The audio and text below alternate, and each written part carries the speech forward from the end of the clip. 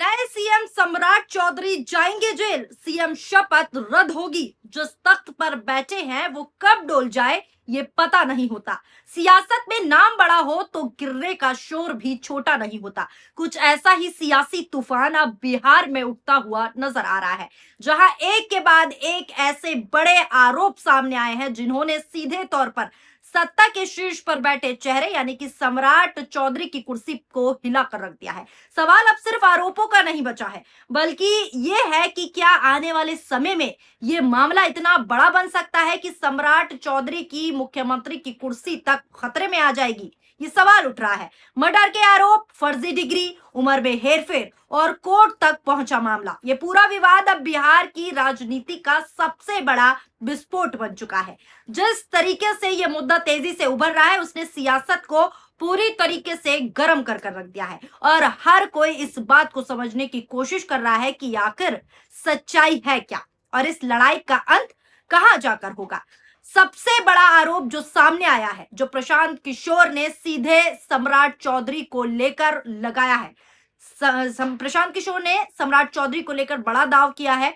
बड़ा दावा करते हुए उन्होंने कहा कि सबूतों के साथ सम्राट चौधरी के अपराधों का पूरा काला चिट्ठा मैं खोल रहा हूं। उनका कहना है तारापुर केस नंबर 44/1995 में 7 लोगों यानी कि कुशवाहा समाज के नरसंहार के आरोपी हैं सम्राट चौधरी, और यही इस पूरे मामले का जो है केंद्र बन गया है। इतना ही नहीं, 1999 यानी कि 1999 के एक चर्चित हत्याकांड में भी सम्राट चौधरी का नाम जुड़ने की बात कही है प्रशांत किशोर ने, और यह आरोप भी लगाया है कि उस दौरान उन्होंने अपना नाम बदल लिया था। ये सिर्फ एक राजनीतिक बयान नहीं है, बहुत बड़ा बयान है, बल्कि ये बयान सीधा आपराधिक आरोप है जो अगर साबित होता है तो सियासत की दिशा पूरी तरीके से बदल सकती है। पहले आप प्रशांत किशोर ने जो बयान दिया है उसको सुन लीजिए। कि इनको हत्या के आरोप में, ये हत्या के अभियुक्त हैं, इनको तुरंत पद से बर्खास्त करके गिरफ्तार किया जाए।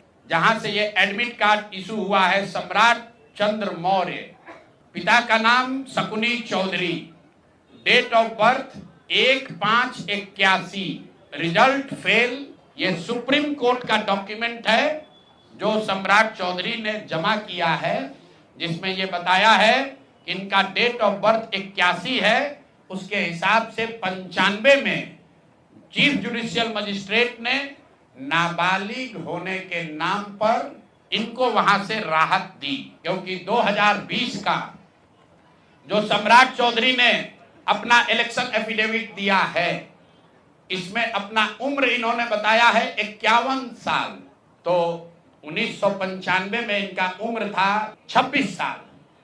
तो 26 साल के उम्र के आदमी को कोर्ट ने गलती से गलत सर्टिफिकेट के आधार पर नाबालिग होने के नाम पर अभियुक्त होने के बावजूद, ध्यान दीजिए, अभियुक्त होने के बावजूद इनको जेल से बरी कर दिया गया था कि ये 15 साल के हैं, जबकि इनका अपना डॉक्यूमेंट बता रहा है कि ये उस समय 26 साल के थे। तो 26 साल के उम्र के आदमी पर अगर 6 लोगों की हत्या का आरोप है तो जब तक कोर्ट से वो फ्री नहीं होते हैं तब तक उनको जेल में होना चाहिए। तो दोस्तों, आपने प्रशांत किशोर का साफ साफ वो बयान तो सुन लिया होगा सम्राट चौधरी को लेकर क्या कुछ वो बोल रहे हैं। हालांकि दूसरी तरफ से इन सभी आरोपों को सिरे से खारिज कर दिया गया है। सम्राट चौधरी दोस्तों ये कह रहे हैं कि अदालत पहले ही उन्हें दोष मुक्त कर चुकी है, यानी इस चीज से मुक्त कर चुकी है। यही वजह है कि अब ये मामला सिर्फ आरोप नहीं बल्कि सफाई और आरोपों के बीच अटका हुआ है, बल्कि एक बड़ी कानूनी लड़ाई का रूप बन चुका है जिसमें हर बयान और हर दस्तावेज की जांच हो रही है। अब आते हैं दोस्तों उस मुद्दे पर जिसने इस पूरे विवाद को और ज्यादा गर्मा दिया है, फर्जी दस्तावेज और उम्र में हेरफेर को लेकर।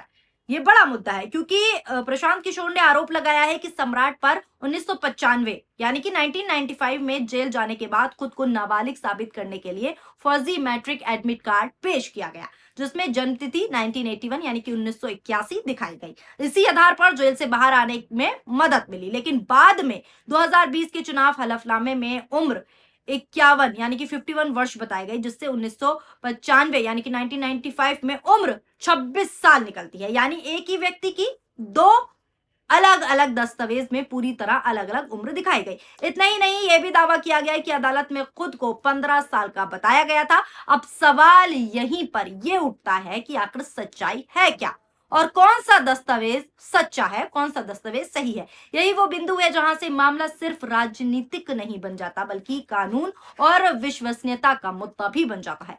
फर्जी डिग्री का एंगल इस कहानी को और भी ज्यादा उलझा देता है। आरोप लगाया गया कि योग्यता और डायरेक्ट डिग्री यानी कि योग्यता और डॉक्टरेट की डिग्री भी संदिग्ध है इस मामले में। इस मुद्दे को उठाए हुए किशोर ने ये तक कह दिया कि इतना झूठ शायद ही कभी किसी ने बोला होगा। प्रशांत किशोर ने खुलकर चुनौती दी है कि अगर उनके आरोप गलत साबित हो जाते हैं तो वो राजनीति छोड़ देंगे। उन्होंने साफ तौर पर चैलेंज कर दिया। दूसरी तरफ से जवाब आया है कि ये सब एक सोची समझी साजिश है और उन्हें राजनीतिक तौर पर फंसाने की कोशिश की जा रही है। साफ कहा गया है कि वो पहले ही कोर्ट से बरी हो चुके हैं, यानी सम्राट चौधरी का कहना है, और अगर कोई आरोप साबित कर दे तो वो खुद राजनीति छोड़ देंगे। ये सम्राट चौधरी का कहना है। यानी अब ये मामला सिर्फ बयानबाजी तक सीमित नहीं रहा, बल्कि खुली चुनौती में भी बदल चुका है, जहां दोनों पक्ष पीछे हटने को तैयार नहीं है। अगर इस पूरे विवाद को थोड़ा व्यापक नजरिए से देखा जाए तो ये सिर्फ एक व्यक्ति या राज्य तक सीमित नहीं रह गया है मुद्दा, बल्कि ये मुद्दा देश की राजनीति में फर्जी डिग्री का मुद्दा बन चुका है। ये मुद्दा पहले भी कई बार उठ चुका है फर्जी डिग्री का, और हर बार इसने बड़ा विवाद खड़ा किया है। कई नेताओं पर तो ऐसे आरोप लगे कि फर्जी डिग्री है, कुछ मामलों में गिरफ्तारी तक हुई। बात करें तो आम आदमी पार्टी के सबसे प्रमुख नेता जितेंद्र सिंह तोमर को भी गिरफ्तार किया गया था फर्जी डिग्री मामले में। साल 2015 में उन पर फर्जी बीएससी और एलएलबी की डिग्री का इस्तेमाल करने के आरोप लगे थे। वहीं इसके अलावा बता दें आपको, मोदी की फर्जी डिग्री का मुद्दा भी खूब चर्चा में रह चुका है। खूब सोशल मीडिया पर मोदी की फर्जी डिग्री की चर्चाएं हुई हैं, जिसको लेकर संसद तक में आम आदमी पार्टी के संजय सिंह ने कहा, जो 12 साल से अपनी नई डिग्री दिखा पाए हैं वो शंकराचार्य जी से उनके शंकराचार्य होने का प्रमाण मांग रहे हैं। ये बात पहले संसद में संजय सिंह ने कही थी। बीजेपी इस तरह से धर्म की ठेकेदारी करना चाहती है, ये बात उन्होंने खुले तौर पर कही थी। वो पुराना वीडियो है, आप भी देख लीजिए कि मोदी फर्जी डिग्री पर उन्होंने संजय सिंह ने क्या सवाल उठाए थे। संजय सिंह का ये वीडियो देखिए। कह रहे बताओ आप शंकराचार्य हो कि नहीं हो। अरावली पर्वत को साबित करना है, बताओ तुम अरावली पर्वत हो कि नहीं हो। दिल्ली की जहरीली हवाओं को साबित करना है, बताओ हवाओं तुम जहरीली हो कि नहीं हो।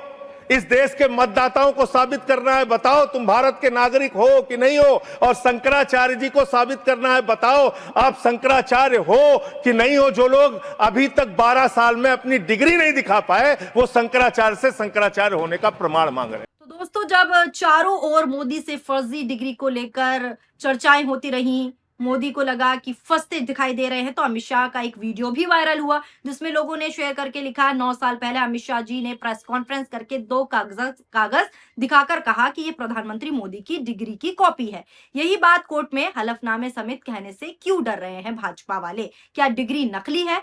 ये वीडियो भी देखिए जो सोशल मीडिया पर चर्चा का विषय बना था, जिसमें अमित शाह डिग्री दिखा रहे थे मोदी जी की। नजर डालिए इस वीडियो पर भी। मैं इस प्रेस वार्ता के माध्यम से आप सबके सामने प्रधानमंत्री जी की बीए की और एमए की दोनों डिग्रियां सार्वजनिक करना चाहता हूं, और ये दोनों डिग्रियों की प्रति भी आपको उपलब्ध करा दी जाएगी। इसके अलावा बता दें, खुले मन से राहुल गांधी ने मोदी की डिग्री को फर्जी बता दिया था, और सुनिए मोदी की फर्जी डिग्री को लेकर क्या कुछ उन्होंने कहा था। जब दुनिया की सबसे बेहतरीन यूनिवर्सिटी नालंदा यूनिवर्सिटी बिहार में हुआ करती थी, सही बात है, लाइन लगती थी, चाइना के लोग, जापान के लोग, कोरिया के लोग, इंग्लैंड के लोग लाइन लगाते थे, हमें नालंदा यूनिवर्सिटी में जाना है। सबसे बेहतरीन यूनिवर्सिटी थी दुनिया में। नरेंद्र मोदी जी को ये बातें नहीं आती, फेक डिग्री मिली है उनको, झूठी डिग्री। फिलहाल दोस्तों, आपने राहुल की भी बात सुनी, किस तरीके से उन्होंने मोदी की फर्जी डिग्री पर सवाल उठाए थे। अब इसके बाद ये मुद्दा हाईकोर्ट तक पहुंचा, जहां इसे व्यक्तिगत जानकारी मानते हुए सार्वजनिक करने पर रोक लगा दी गई और आगे की सुनवाई तय की गई। यानी ये साफ हो गया कि डिग्री विवाद अब सिर्फ एक राजनीतिक हथियार नहीं, बल्कि कानूनी और नैतिक बहस का बड़ा विषय बन चुका है। अब इस मामले की बात करें जो वर्तमान स्थिति में उतना ही गंभीर है बिहार मामले की, तो ये मुद्दा और ज्यादा संवेदनशील हो जाता है, क्योंकि खुले तौर पर आरोप लग रहे हैं सम्राट चौधरी पर। आरोपों के आधार पर सुप्रीम कोर्ट में याचिका दायर की गई है, जिसमें चुनावी हलफनामे में गलत जानकारी देने का आरोप लगाते हुए पद से उन्हें हटाने की मांग की गई और एफआईआर दर्ज करने की भी मांग की गई है। अगर अदालत इस मामले में सख्त रुख अपनाती है, कड़ा रुख अपनाती है, तो इसका असर सीधे राजनीतिक भविष्य पे पड़ सकता है। यही वजह है, यही बड़ा कारण है कि अब सवाल उठने लगे हैं कि क्या सम्राट चौधरी की मुख्यमंत्री की कुर्सी खतरे में है? क्या खतरे की तलवार उनके सर पर लटकी हुई है? क्या शपथ रद्द हो सकती है? क्या ये मामला जेल तक पहुंचा जा सकता है? ये सिर्फ सवाल नहीं, बल्कि आने वाले समय की सियासत की दिशा तय करने वाले संकेत हैं।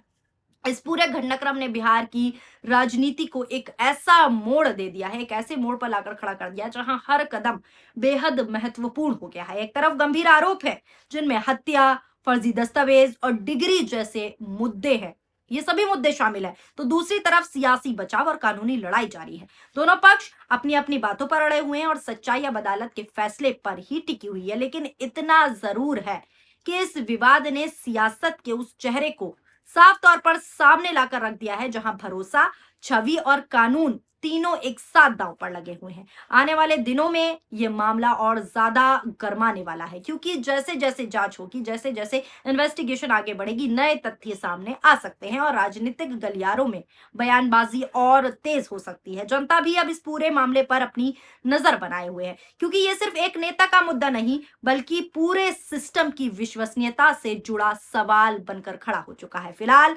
देखा जाए तो सियासत में कोई भी तख्त जो है हमेशा स्थिर नहीं रहता। ये बात आप भी जानते हैं, क्योंकि जब सवाल बहुत बड़े हो जाते हैं तो कुर्सियां भी डोलने लगती हैं, कुर्सियों पर भी खतरे की तलवार लटकने लगती है। फिलहाल सम्राट चौधरी को लेकर आपकी क्या कुछ राय है? अपनी राय कमेंट बॉक्स में जरूर बताइएगा। और जिस तरीके से प्रशांत किशोर ने सीधे तौर पर आरोप लगाया और साफ तौर पर सबूतों के साथ काला चिट्ठा खोला है, उस पर आप क्या प्रतिक्रिया देना चाहते हैं, वो भी अपनी प्रतिक्रियाएं कमेंट में जरूर दीजिए। शुक्रिया, धन्यवाद, नमस्कार, जय हिंद।